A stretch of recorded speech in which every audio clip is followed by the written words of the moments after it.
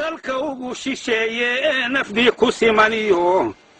saaca koonfureedoo saacido taaliyo sinta bari galbeedkiyo sabarrada waqooyiga ummadda ku siman ee siqiir iyo kabiir bari kala sooci maayo waa ii wada sokeeyo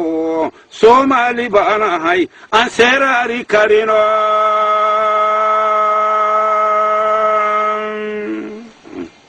sawdkaan aqaana soomaali weeyo sinjigayga dhalashadu soomaali weeyo samayskayga aadane soomaali weeyo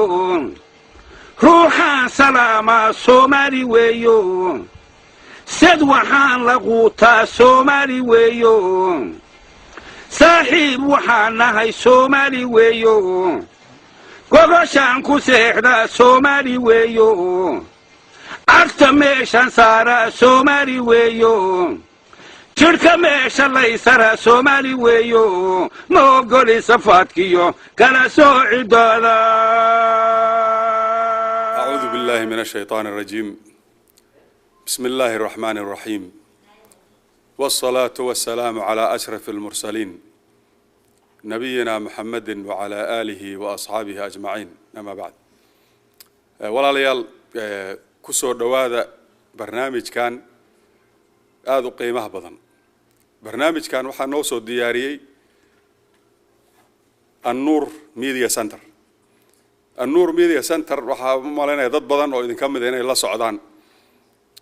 waxay leeyihiin raadiye, waxay leeyihiin internetka website laga daawado duruusaha diiniga ah, waxyaabaha ka socda ummadda dhexdooda, dhaqanka, waxbarashada, waxyaabo badan oo hawlahaas la xiriira ayay sameeyaan. muxaadarooyin badan baa ku jira, quraan baa ku jira. marka waa insha Allah badankiinu waa taqaanaa ma filaya oo uma baahna in la idin baro. barnaamijkan ujeedada ugu weyn oo loo soo diyaariyay waxa weeye kulligeeyo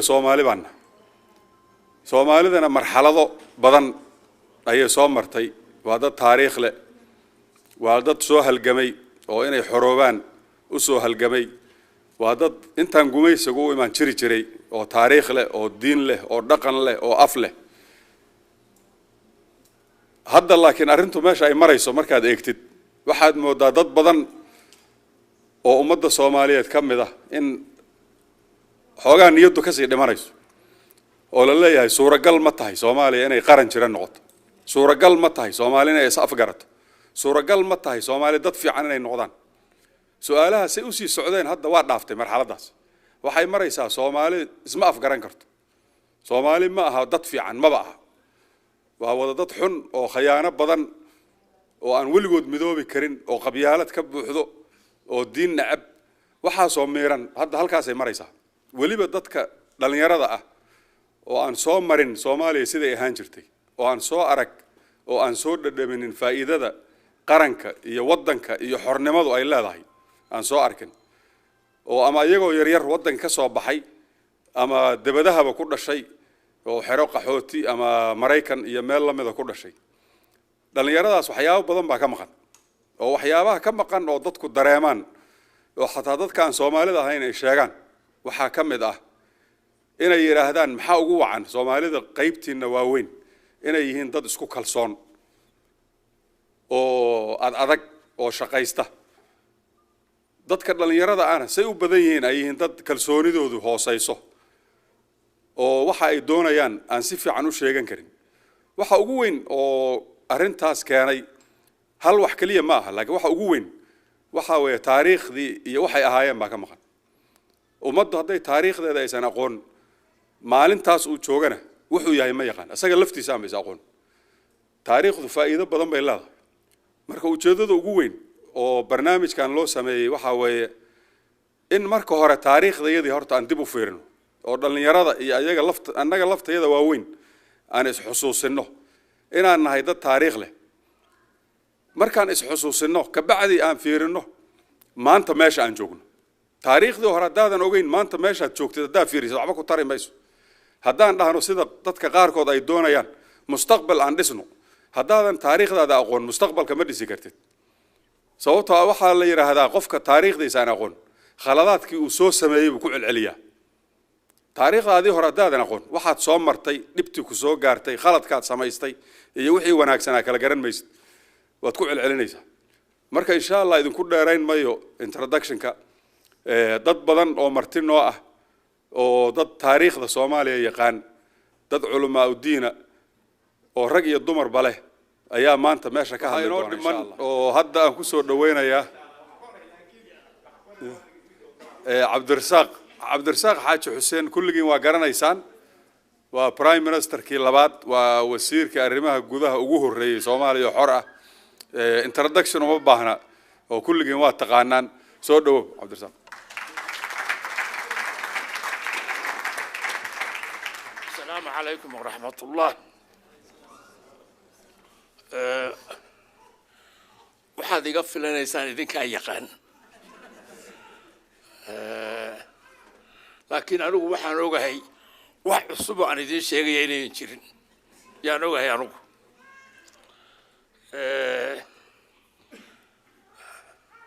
wixii ka horeeyay caawa iska daa caawa intii hadalka aniga igu horeyso halkaa ka hadashay wixii ay ku hadleen dhinac kastoo laga fiiriyo taariikhda Soomaaliya wixii la soo maray waqti kasta ha noqdeen waqtiyaashii isdaba joogga ahaa oo la soo maray oo walaalkayga hadda u dambeeyay ka sheekayay ilaa iyo waagi midnaa uruga Soomaaliya u yimid taariikhdeeda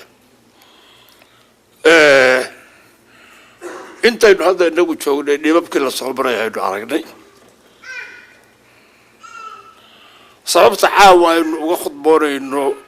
America meel ka mid ah oo anigu ma tirin laakiin aniga qiyaastayda aan u malaynayo wadanka inagu aynu ka nimid oo dadkeena weli jiro markuu u yaraato inay 8,000 oo mayl oo toosa dayuurada hadii la raaco inuu inoo jiraan u malaynayo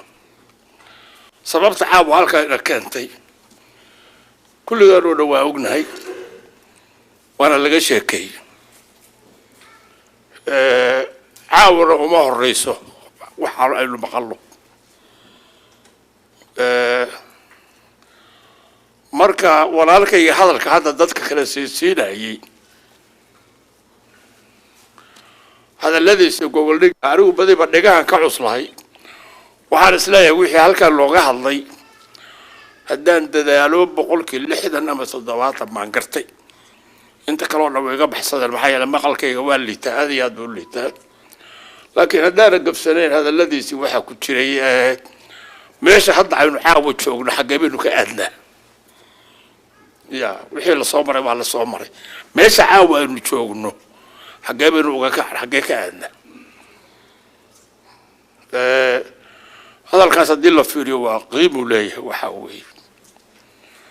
dhaqan waxaynu ka dhiganay haddaynu Soomaalina nahay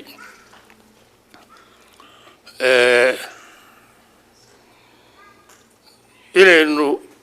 audience meel isugu yimid sidii shineemo la daawanayo kale inta nimaadno shineemada weliba dadka cilmiga leh oo macnaha yaqaana movie hadday galaan ama shineemo galaan waxbay ka qaataan oo maskaxdooda hadhowto wax tar ah oo hal qabsi keena ama waxbay ka talaabay ka qaataan oo waxbay ka bartaan laakiin inagu haddaynu Soomaaliin nahay waxaynu u badanahay shineemo waa iska galaa waxaynu u galaa entertainment inaynu waqtiga markaa isku dhaafsiino ka bacdina bas weeye wax kale ma jiraan ka hadalka arrinta Soomaaliya imisaad ka qayb gasheen intiinaanu ama badidiinu ama aad toos uga qayb gasheen ama aad maqasheen ama meel ka daawateen arrinta Soomaaliya laga hadlayo idinka ay sheegi doonaan wixii qabsamay 20 sano oo burburka Soomaaliya bilowday wixii qabsamay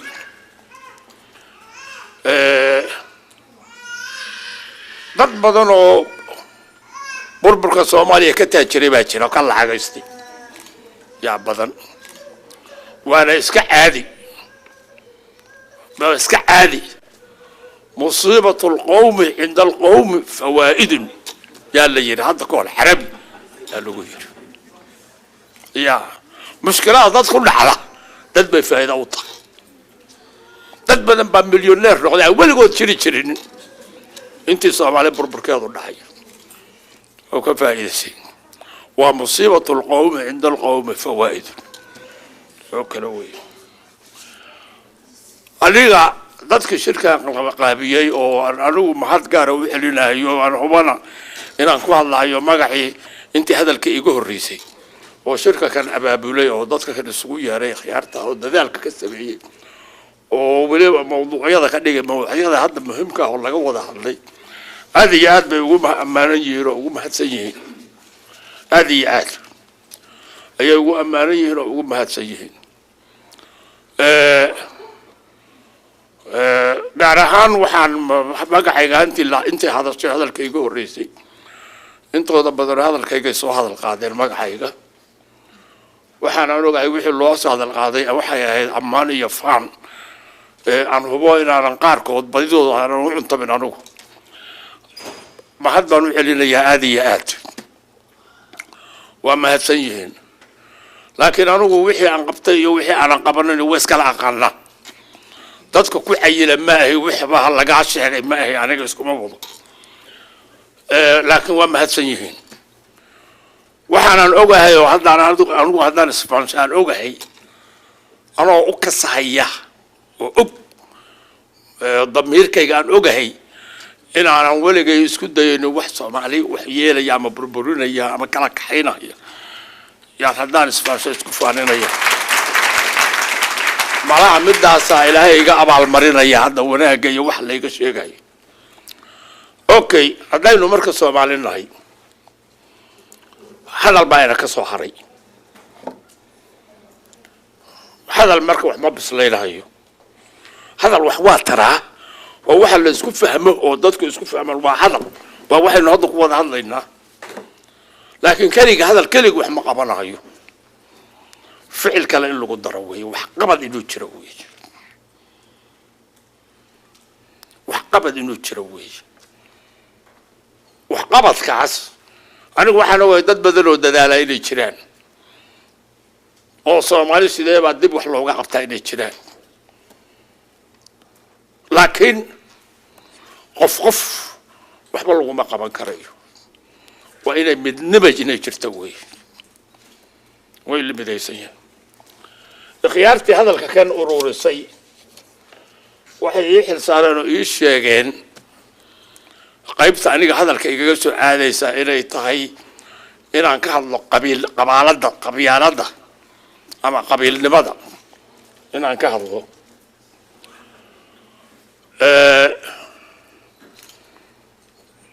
qabyaalada waxay sarto iyo waxay dhinto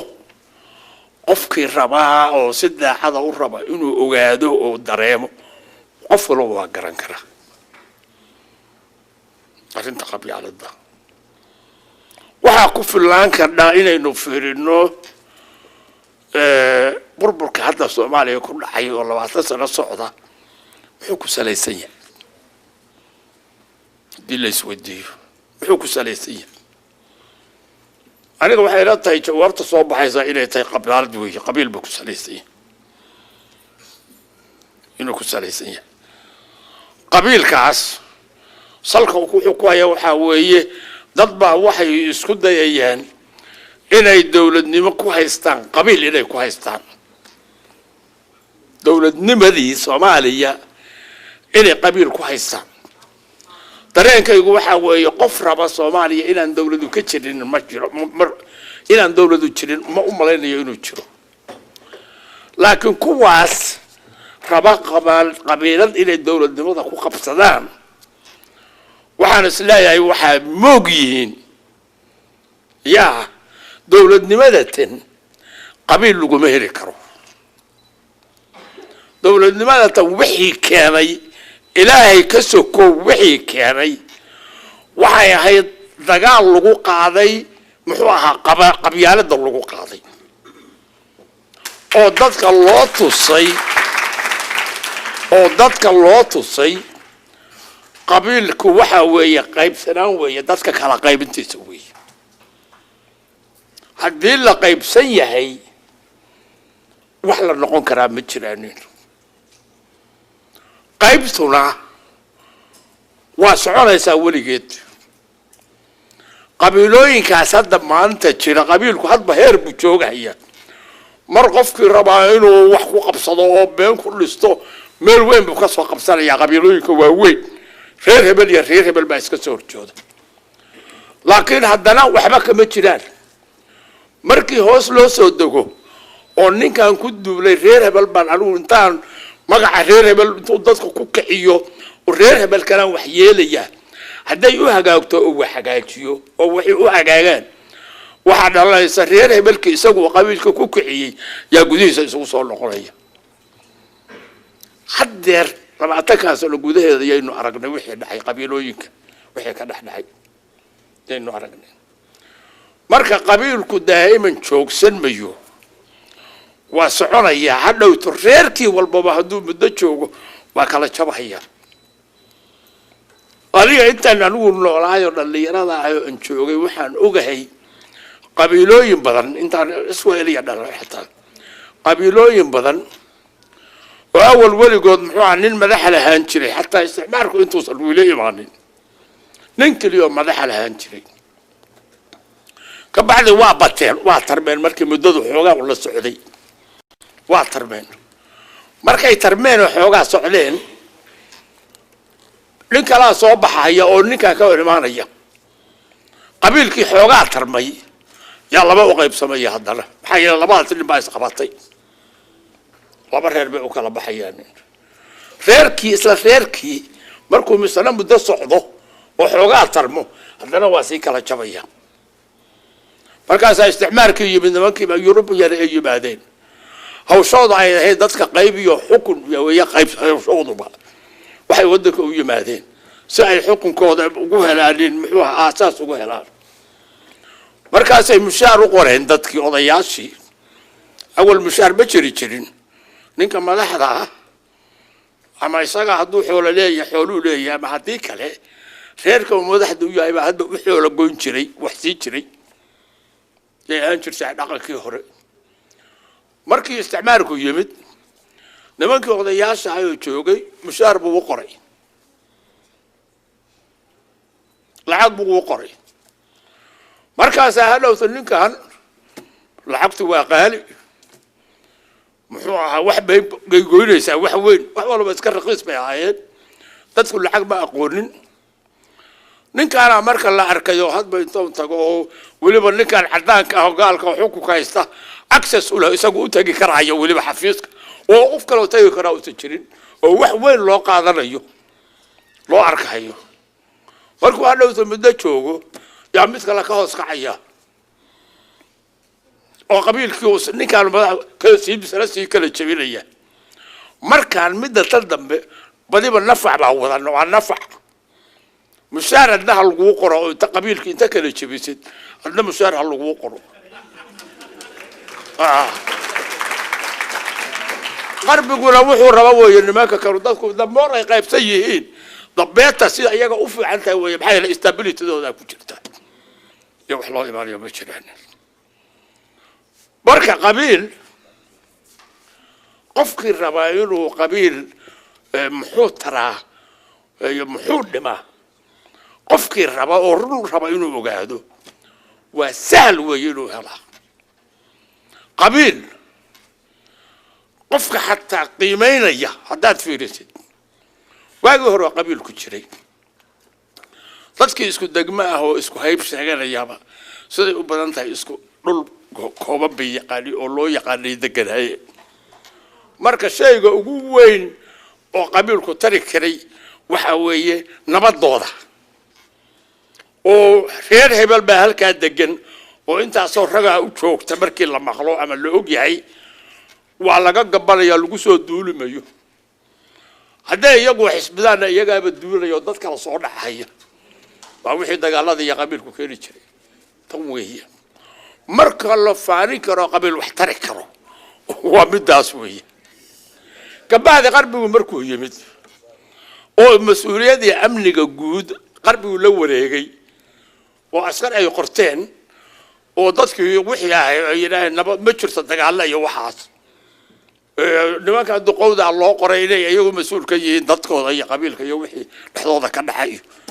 qofkii wax yeelana annagana loo kala xabis baan galiyay xabis ma jirin awalto marka qabiilkii hadii la fiirso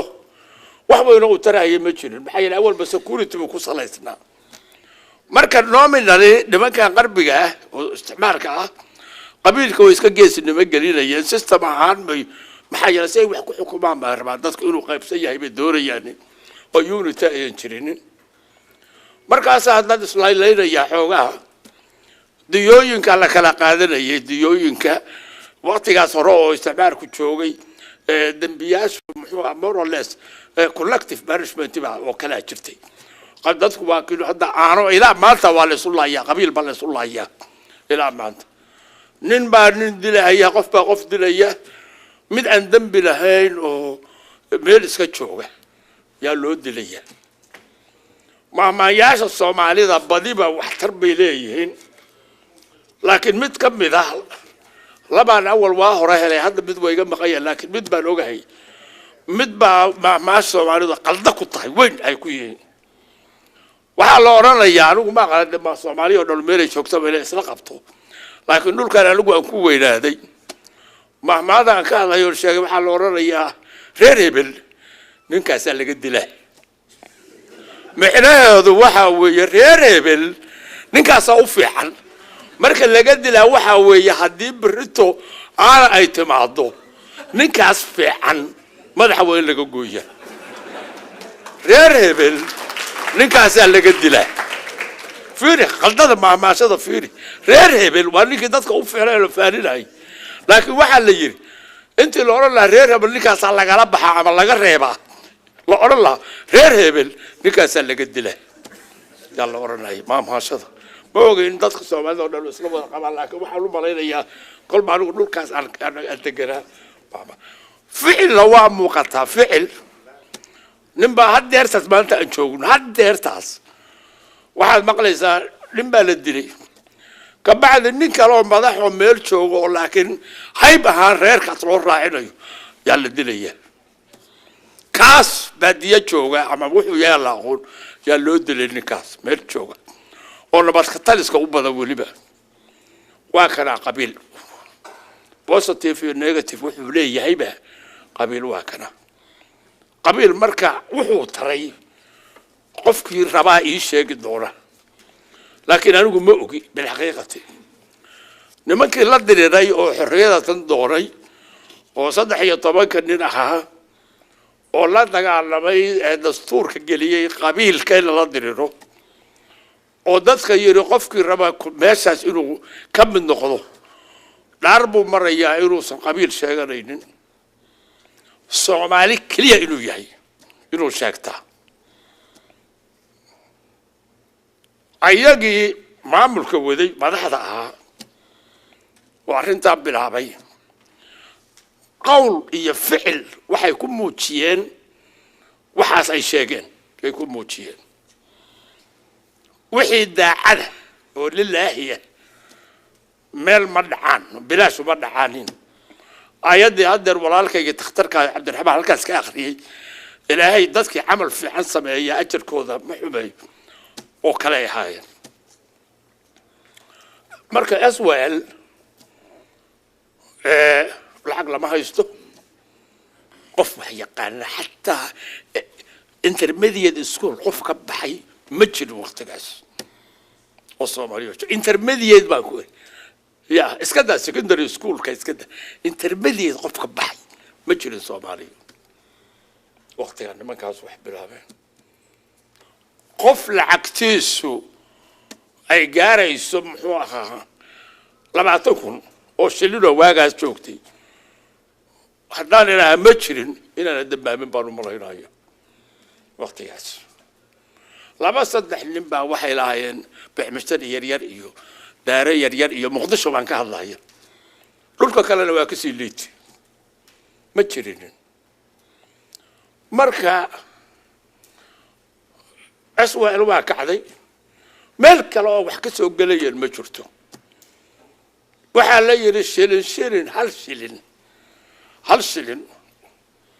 dollarka maanta qiimaha uu joogay hal shilin waa isu dhawaan karaan hadda America haddaad joogtid $1 haddaad bishii $30 qaadatid oo America joogtid maxay ku tari karaysaa waxba kuma tarayso saasoo ay tahay dadka ugu taajirsan waxay ahaayeen qofka dawladda u shaqaynaya oo ahna kuwiiba SWL bilaabayna xataa iyagu ay u badan yihiin ay ahaayeen ayagaas yaa dadaalkii wax wadida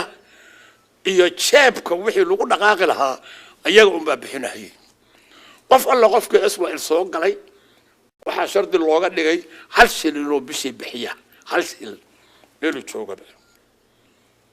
ilaa iyo maalintii xorriyad la qaatay SWL waxay ku shaqaynaysay shilinkaas dadka laga qaadayo iyo meel walba ku soconaysay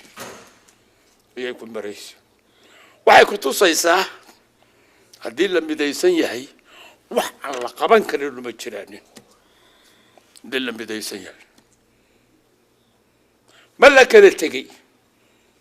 wax jirayaa ma jiraan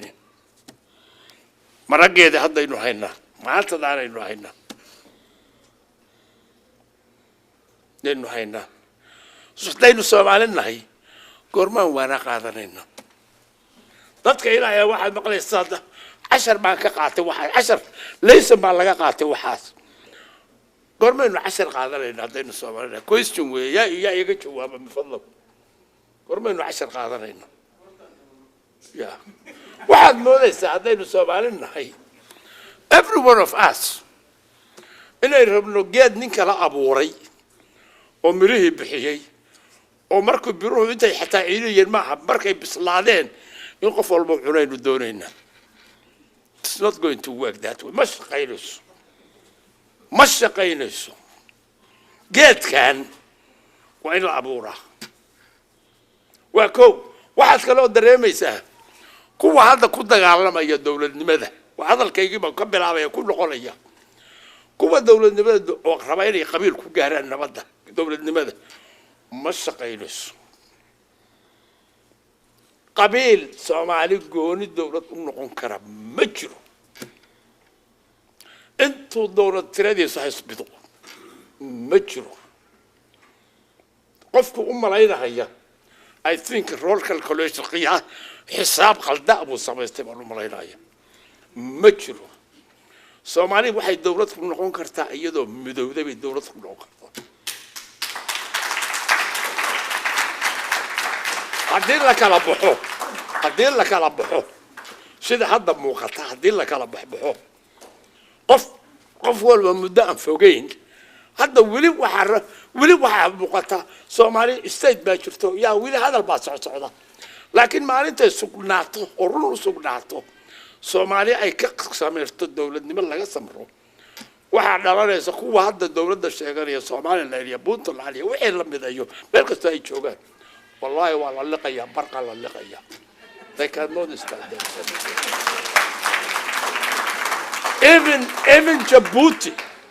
even Djibouti ma jiri doonto anaan u xulay Djibouti waxay ku jiri kartaa Soomaali dawlad Soomaaliya oo xoog leh oo mid ah ayay Djibouti ku jiri karaysaa haddii dawladdaas lagu waayo everybody waxa weeye muxuu ahaa luqada scientific animalka khatarka ku jira inuu dhamaado ya animal qasada inuu dhamaado rawaayo distinction qaato oo kale aynu u soconaynaa kulligeen oo dhan waxay xusuusinaysaa hadda idin sheegayaa 1999 maqaala anoo New York baan deganaa 1999 July baan anigu halkaan u soo guuray waxaan jeclahay 1999 1999kii intaanan imaanin muxuu halkaan u soo guurin oo New York aan deganaa oo 25 sano aan deganaa inaan newspaper ka aqriyay New York markaan joogay journaalkayga caadiga oo aan gato wuxuu ahaa New York Times ayuu ahaan jiray laakiin waxaan filayaa journaalkaas hadda aan rabo inaan idiin sheego wixii ku yaalay New York Times ma ahayn New York kalu ahaa journal kalu ahaa wuxuu yiri newspaperkaas shan wadan shan oo maanta jira magacooda uu yahay yaa taariikhda yaa maabka laga waayo doona ma u sheegin goorma laga waayo doona shan wadan oo hadda jira yaa maabka adduunka laga waayo doona geographiga maabka adduunka laga waayo doona Soomaaliya uu hormariyay kabacdi shantaas wadan saddex Afrika weeye labana Yurub bay ku taala marka Burundi iyo Soomaaliya wadanka saddexaad oo Afrika ah inuu Djibouti inuu ahaa iyo inuu Eritrea ahaa midkood ayuu ahaa laakiin dhab uma xusuusto labadooda midku ahaa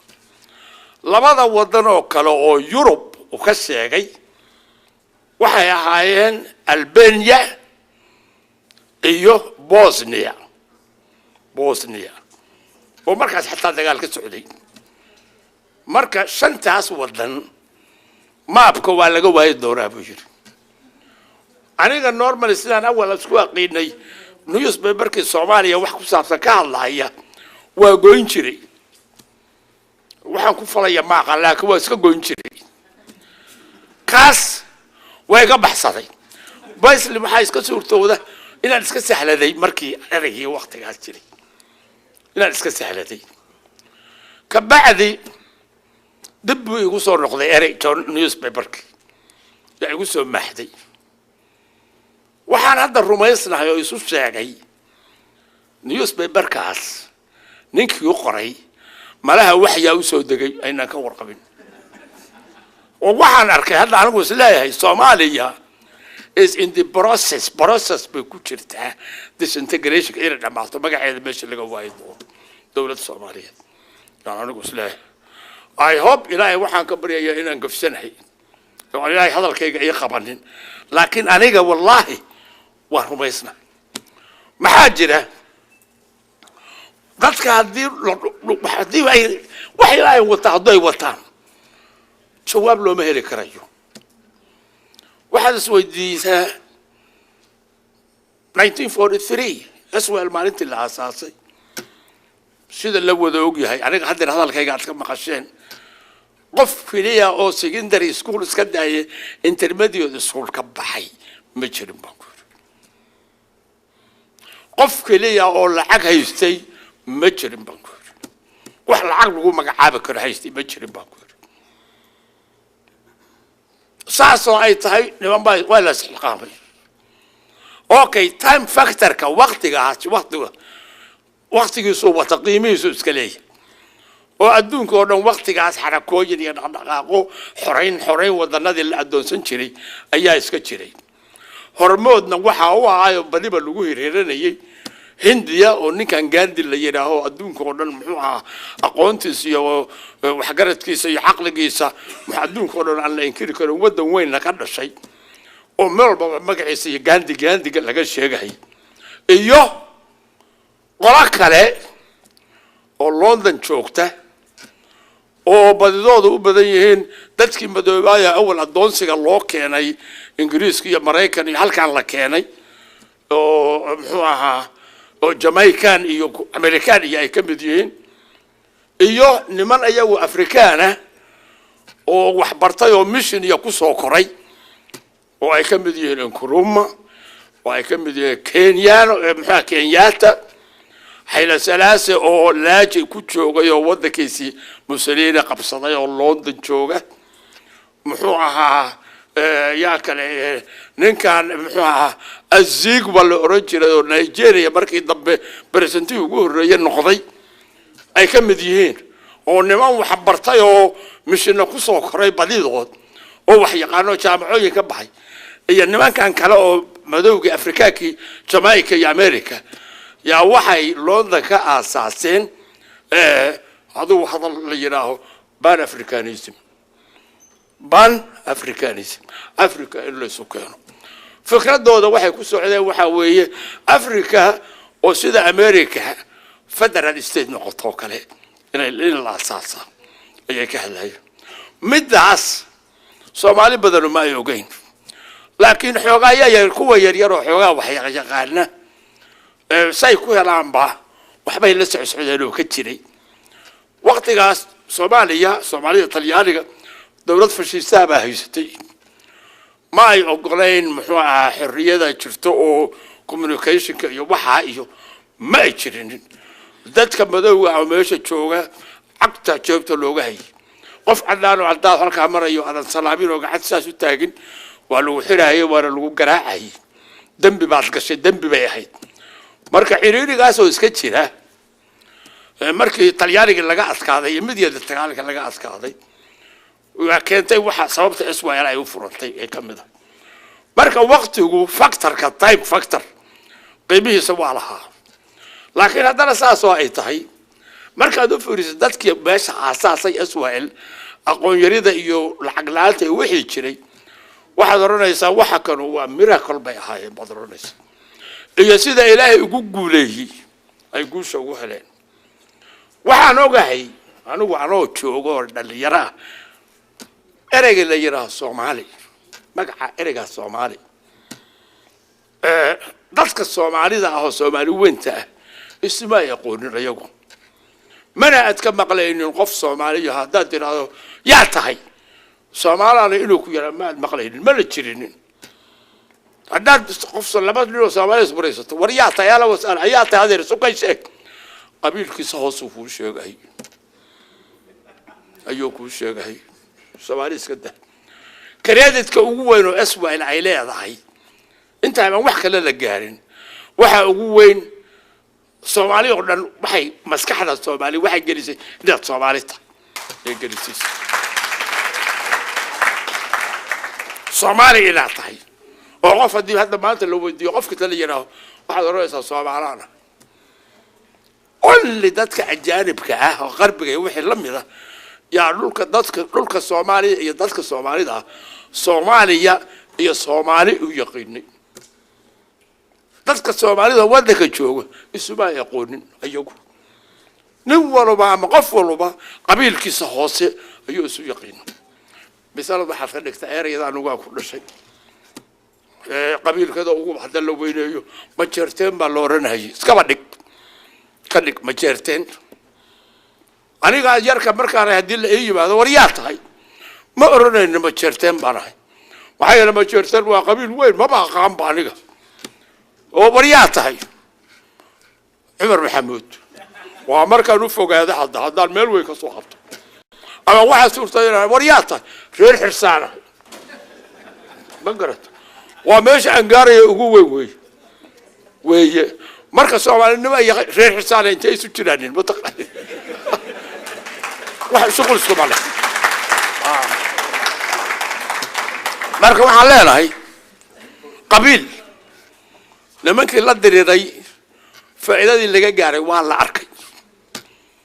nimanka raba inay dadka soo nooleynayaan qabiil inay ku ugaartaan oo waliba dawladnimo ku gaaraan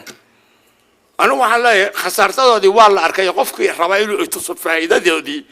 falyatafadal ma uu meesha loo banaynayaa ay tuso ay sheego nothing ma jiraan intaan alcaawa halkan fadhina oo isu nimid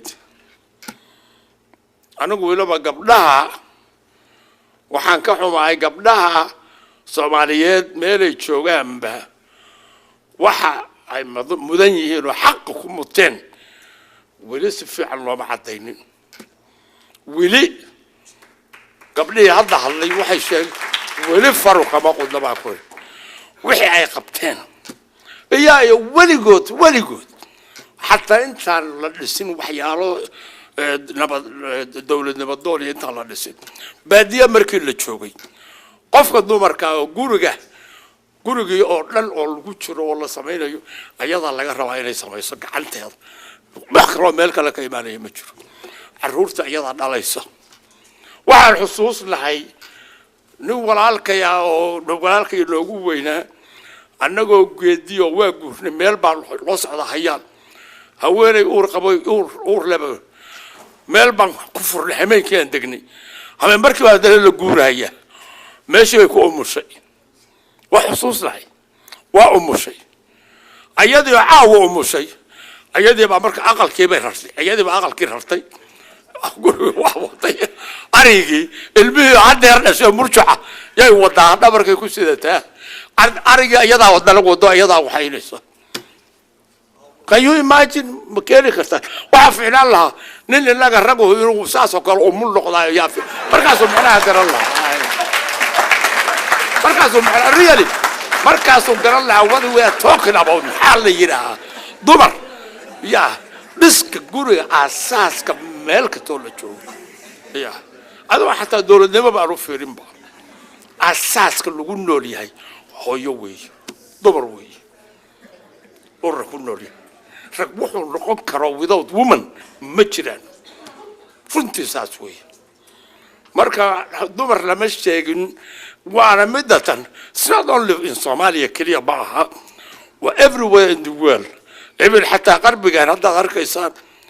waqtigii hore sidaas oo kale haweenka waxay ahayd waxa waxba ka jirin oo kale ay ahaan jireen yay ahaan jireen Amerikada hadda aad joogtaan 1921 baa ugu horeysay naag bood inay bixiso 1921 maxay tahay 1921 waa markaan anigu markaas 2 sano ka bacdi baan dhashay arigaano yakida la hadlay ayaan dhashay marka dumarku daa'ima saasay u dulmanaayeen haddeerna inkastoo meel la gaaray waa iska dulman yihiin marka aniga waxaan leeyahay haddaynu rabno shirka kan iyo kuwii la midoo meelo badan laga qabtay ama laga qaban doono if we really want to daacad haddaynu ka nahay waaynu dhabnahay aan isweydiino qof walba hadda walaalahayga hadlay nin badan baa waxa yiri aynu isweydiino war maxaynu rabnaa haddaynu Soomaalian what do we want practically maxaynu rabnaa marka munaafiqnimo yaa ayuha alladheena aamanu lima taquluna ma la taf'alun كبرت كلمة مقتل عند الله أن تقولوا ما لا تفعلوا بربنا آيات داس ماشي إنه قبح سكرنا يا إيش ولا يصير مرة يا وحبال شوية قفلوا وراك بحري وحبك متجران قبيل ما يدين شاكا هذا ما لنا وين نبار شاكا سنة ويجمد مركز قبيل يا وحنا كشاك شاكا سنة مركز وقصلي ما حد قصلي سنة waxaa ku qoslayaa buu yiri qabiil baan ugu xambaaraynahay waa ogahay hadalku inuu dheer aday waa ogahay wuxuu yiri maalin dhaweyd yaani inuu yimid buu yiri nin baa yimid waan isla qaadno waa sheekaysan markaan cabaar soo wadaysano nabadii waxay isku weydiin wuxuu yiri warniyo maanta shalayto ma dhageysatay raadiyaha iyo ma qabi TV-ga ma dhageysatay ma qab raadiyaha ma dhageysatay waxa buu yiri maya buu yiri bilaash waxba ku dhaafay buu yiri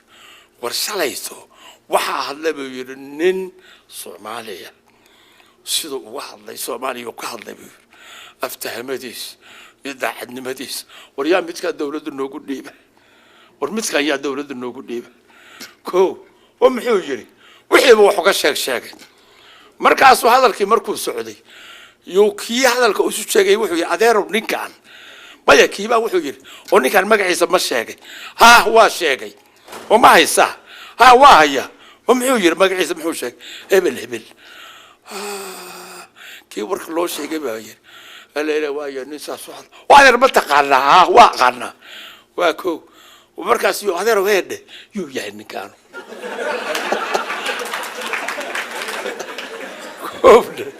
مركاس هو شيكي وريربل ها بركاسو كي هذا الكويدير يا نيكا فاريري يا ديبو شيقي كي هذا الكلو شيقي يا يري ور بخا كوغو دحليو وحي ور ما انا غرانو ور توغو دليلا انغو بيتا انغو راوينو نخويسيو waxaa sheegay فيري وكا قبيلكم meeshu joogo waxa weeye hadda maanta inteena tan hadii hadda qofad hebel hebelkii shalay meesha ka hadlayay waxaan ogaynaa inaad isweydiin doontaan ninkii haddaysa meesha ka hadlayo hadalka ku hadlay laakiin taariikhda hadda Soomaalida ka sheekeeyay yuu yahay yaa la oranaya waa Soomaali haddaad tiraahdo oo waa Soomaali wallahi kuma qancamaysid idan runta aan soo sheego ma ku qancamaysid waxaad jeceshahay qabiilkiisa inaad ogaataa mar haddaad qabiilkiisa lagu sheego waa soo qabiilkaaga ahayn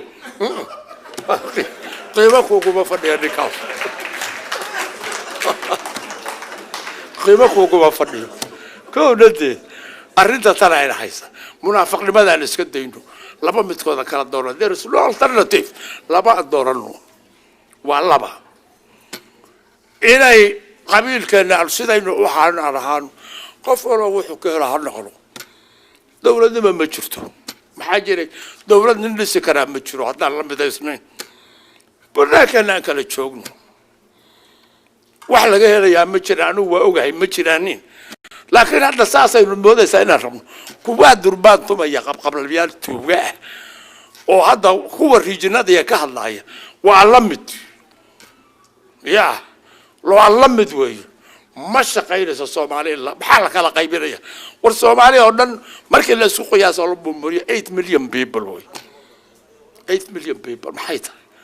ونيويورك ده كده جوي 8 مليون people وأروجا you have to only 5 minutes وأبدا 5 minutes كل ده وحقيب سمية صومالي معها two alternative قبيل كان أكل تشوقنا شرارك كان يوحى على القلقالية بين تعينون بفوي وحبك بجران ما نسكندين ما يوم ما يكرله تاس عنيقة ومعها alternative كيرونتا معها لكن هو خرار لكن مرماوي ما يوم ما يكرله قبيلة نسكندين وحينا قايمين يا إنه نسكندين إنه مسكح لنا قالينه waxa wax hadlaynu rabnaa Soomaali dhisno yuu yahay iska dayno yuu yahay wayna iska dayna waxaynu ku bedelaynaa muxuu yahay qofka kan hebela oo wax doonaya muxuu yahay hebel waxa weeye wax buu bartay wax buu yaqaanaa wadaacad Soomaaliya u dadaalay kanuu sameeyay kaasuu sameeyay dadaalka kanuu muujiyay intaas oo beelood Soomaali midnimadeeda ka hadlay yaa nin wax qaban kara weeye codkarnimo leeyahay dadku isu keeni kara wax lagu ma xaman karo waa kana dadkeenu u baahnaaday wax dhisa wiil ya gabar ku noqdo waliba aniga gabdhaha number 1 candidate maanta wallahi gabar ba candidate igu jirta hadda inay barbarayso hadda khabar Soomaali laga dhaar labada alternative midkoodna qaadano way wixii ka soo hara munaafiqnimo iyo balaaf been aynu isu sheegayno way ya halka kale inoo joogta waa tu alternative qabiilkana kala ahaano ama hadda Soomaaliya waagi hore oo dhowr sano ka hor rajo waxaan ka qabay Soomaaliya muxuu salvation keeda Soomaaliya muxuu waxa ay rajo ka qabi kartaa dadka dibadda u soo qaxay oo waliba wadannada qarbiga ku yimid oo maxaa yeelay wadannada qarbiga waxa laga arkaya waxa weeye dawlad dhisan oo cadaalad ku dhisan oo nidaam dimuqraadiya ku dhisan oo sharciga la ilaalinayo oo isdoorasho jirto oo kii shalayto muxuu la doortay haddii maanta la salwiyo biri dadku iska bedelayaan oo ciiya ahan midna lahayn yaa oo hadidaad iyo military usalayn sharci meel walba xukuma oo sharcigaas la aaminsan yahay muxuu ahaa xukun judiciary independent oo ninna kale aan ka saad qaadanayn oo siday u badayeen korruptada lahayn oo daacad ah yaa hawshooda sharciga sidoo uu fulinayo dadka kan Soomaalida oo qarbi yimid oo nidaamkaas lagu nool yahay oo ay gudihiisa joogaan arkay oo wax bartay sida hadda intiinatan yaan waxaan isla rajada Soomaaliya qabi karto badbaadada Soomaaliya waa dadka dibadda jooga hadda maxaa ii soo baxay waxa ii soo baxay qatarka Soomaaliya ku jira iyo kala taga Soomaaliya wuxuu ka socdaa waxa way dadka diasporada way dadka dibadda soo ayuu ka socdaa waxa hadda meel la aasaasay aad maqlaysid state hebel iyo state hebel dadka wato ololeynayo rabaa inay gobol inta goostaan ayagu madax noqdaan markay madax noqdaan hadhowto federal baa rabaa ka bacdi hadhowto dawlad central ma jirto oo xoog leh ma jirto marka kuwaan waxay rabaan inay u kala dhuntaan hadhowto wadanada ajaanibka dadka kala qaybinaya oo dariskeena waliba Ethiopia iyo Kenya u xoog badan aan rabin Soomaaliya inay baabacdo doonaya runtii kala shaqeynay yay rabaan in madaxa loo qaato marka inaga haddaynan Soomaaliya waxba taraynin ma heli karnaa meeshan inaynu barwaaqadeena aynu haysano ku jirno oo meeshan joogno oo Soomaalida bal wixii xaggaas jooga waxa man islaahay haddaynu inagu banaanka joogno iyagu waa beeshin dhexdooda baa loo maqaynaya ee u dhowdahay kowdade marka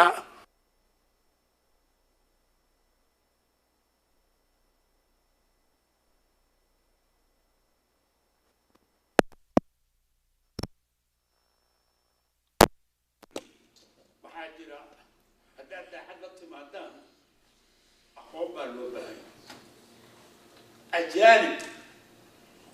قولوا كل سماينو قولوا كانوا يبغوا وحاس ما أنت مليون صف سمايا مغريسان يعرفوا بحرايا لمن كان بحرايا غرب جاه دبي كلي صار دب طودي كلي شرعي أنا وحاي الاتحاد يلا ندري رهية ما أنت الشباب الله ندري رهية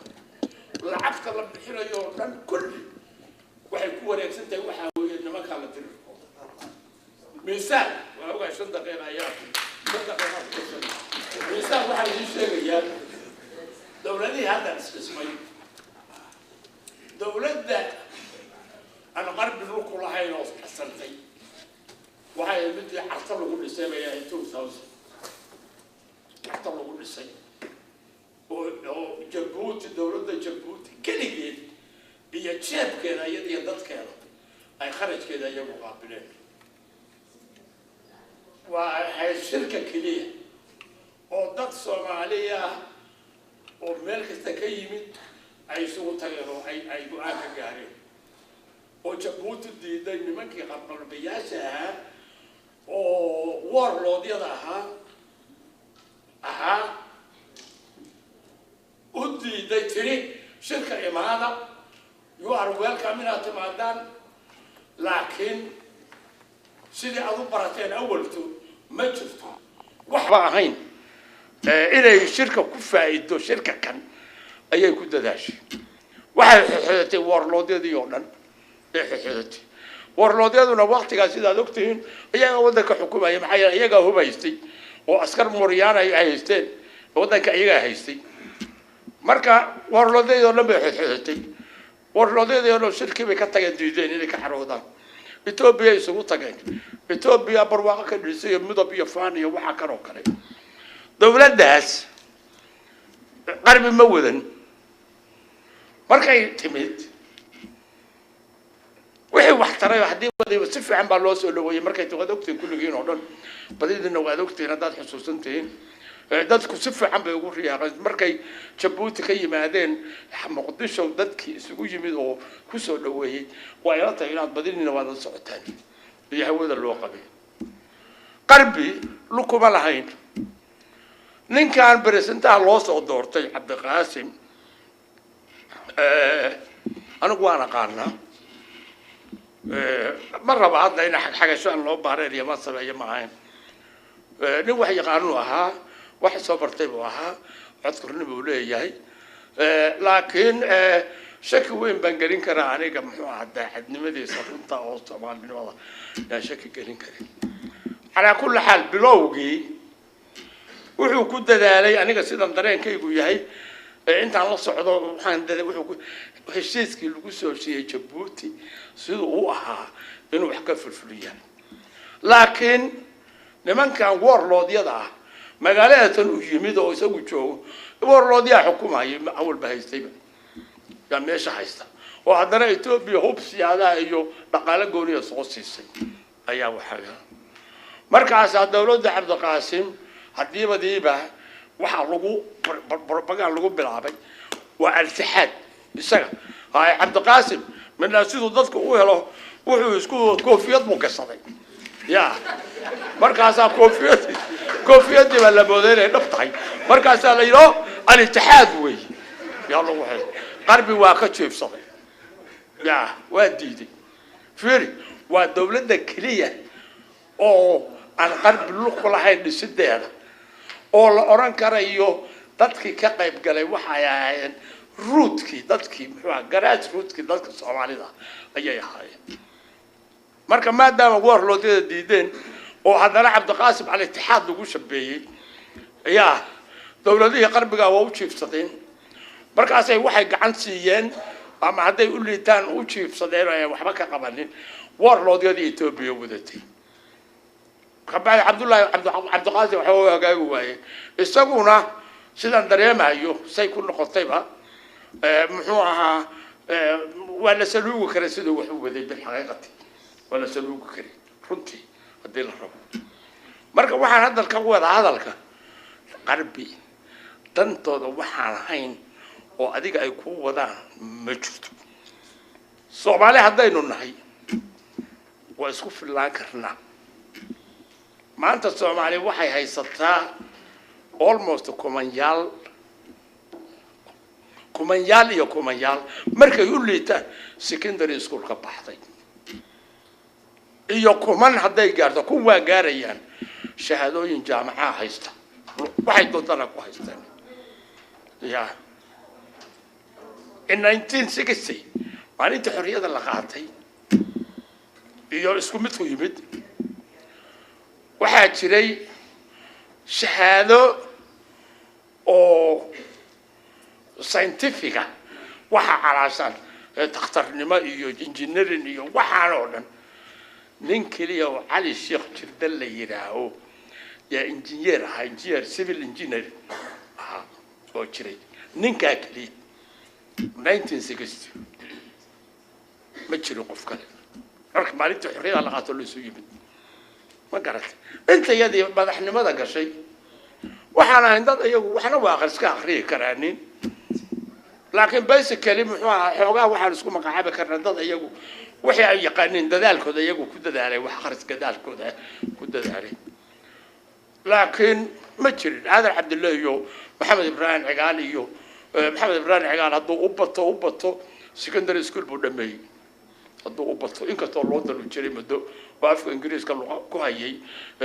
تبارك هذا وكوه هذا بالله لكن مركي تحليل لهذا إسكندر يسكون حتى إنه اللي بيشتكى قابل كون ندي أنت يا ذا خلونا ما تشرين عبد الرشيد يودور نوكله يا إسلا سنة كاس 1960 إيتالي كسر نقضي أيقو سوقعتي شهادة political science وقعتي شهادة داس وحلا ورن كريه شهادة وحياة محوها أيقو ددوا وين أيقو يا تعلين شعبور صهو دقدقه كراس أيال كون هي شهادة وقعت مركز هذا يوبتاني لحمة الضباء هي political science شهادة كويسة شهادة هتقدر شباب كويسين يبلغون كرتا لكن برضو on the paper شهادة دكتور هيسا أي شيء وحي قال أقول أنت سيا ما أنت وحي وحي اللي هيسته مقالة الجديدة وكسب بحيان دور وقف وشقادة خير صلاح هيسته مقالة الجديدة ما قلت مركز علم قولا وحنا وادسا وحنا وادمية علمك مركز علمك إنك الصوماليين قالي وحواك يميد واحد من الجبهة مركز إنه كشوفنا علمك إنه بوزيتيف كوبدله ودنك إنه واد لسه كرتانين قف كستابا سيدي هذا ولا كي محوها الدكتور يوسف نور هذا الكيس وكجري قف الله قفك شهادة قاطي هدوس ينا أنو شهادة قاطي إن أنا أنو مضح نقول ما هو يقف كلام مضح نقول يا مجرو it's not going to work حاليا كلية it's not enough ما حكومة في الله كو تعلين هذا لا راهي وهذا رأي صورته إلى داعد ما قبتت داعد ما طاي والله ما quality of عوية very important two ingredients of leadership ويه لكن ولكم ما في الله وعلى الربا لماذا نضوله تعليم بدل هذا ده عندنا واتا education ده اللي نجروي وين ده ليس هذا قول لا هاي أو دعت هاي لكن أتذكر دي هذا شقين it's not going to work كوري ما نسيت وين ده الله تماده كم ده three qualities ويه still are not enough هذا التعليم لا هاي أو دعت هاي أو ده لا هاي لكن الحروري تاعي وضدك على الصبر لهي يا السجون ما المياه ضدك كيسبك كريس وين تولرنس وين الليلة بوليتيكال تولرنس وين الليلة وين الصبر الليلة النبي قال له يري حداد سيدة لا حداد الله في ضوح من حولك لو كان فضلا قليلا يا لو كنت فضلا قليلا يا لفضوا من حولك وكاعر لهاي حداد قليل حداد النبي قال يا لقول النبي محمد عليه الصلاة والسلام يا لقول سوي مركز تولرنس بالله صبر بالله بهاي still أفر quality مقبوش هاي it's not still enough هالتعب مدحت هاي وأفر تاس quality لي هاي أسانا دتك المدحت أقول هاي واحد في الركعة ذكرني عسكري ما هذا الله هاي أنت هذا إلى هذا yeah you must be able to sell your message to your people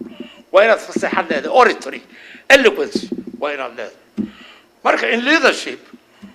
there are so many qualities يوبا أنت leadership إلى هذا that is quality leadership كهدي ما تلاقيه مركز نيكا يسوي شيء هي شهادة قاطي مرة هذا أنا أقول شقادة هذا enough وين أنا أقول ضيق دورين أنا أقول لا كل شيء أقول هذا it's not going to work ما شقينس ما قرأت مركز سومالي هذا إنه ناي هلا يسوي ماذا ضدك واحد برتيو ودك هربوا اللغة دكتور قاعد يسوي سيدو شيء قوي يسوي ماذا هكذا دلالنا أنا مضحي أنا مضح أنا مضح دونية حقنا واحد صارتان سومالي ينو السنة هذه سومالي لا نسوق قف حوايا يا مجرو كي ما أنت قضى نظام ديمقراطي أياله كي ما أنت وحلقون وايا وإسبدا يعينوا ليدا شبلية كوالي تعالوا كوا فصلية كوا كتير بدن برأيو ما نسا حتى طبعا مثلا هموتشيو دلتك حول حسية وحوي هاي وهذا أكثر هذا أمريكا ده نشوفنه هدي يقف ما أنت ما نحد ود بريسنت دوريو لما وانتي كورتا قبل يبوك بقرية وحو كشاكريا وحو صامريا وحو قبطي يسدو ياي وحو كحجريا وحو قبن دورة هدي للدورة وحو يالي تيرويا This is the competition وكان ذلك الرواية لقلا ما هرينا بالبان يا رو هرينا بالبان وده يعني يدد شاهدين شقينا يا واحد ربع يجوا هنا قبيل أحد يقول تاجران بس خير دولة الإسلام مركز سومالي هذا تيجي the choice is yours سومالي متى the choice is yours أنا واحد يقعد we are in the process of disintegration unfortunately صحيح مخالف صوت كان أغنى سومالي ويو سنشيغا إيغا شادو سومالي ويو سما إسكايغا آدالي سومالي ويو روحان سلاما سومالي ويو سد وحان لغوتا سومالي ويو صاحب وحان نهي سومالي ويو قوغشان كسيحدا سومالي ويو أكتا ميشان سارا سومالي ويو جركا ميشان ليسارا سومالي ويو موغولي صفاتكيو كلا سوعي دولا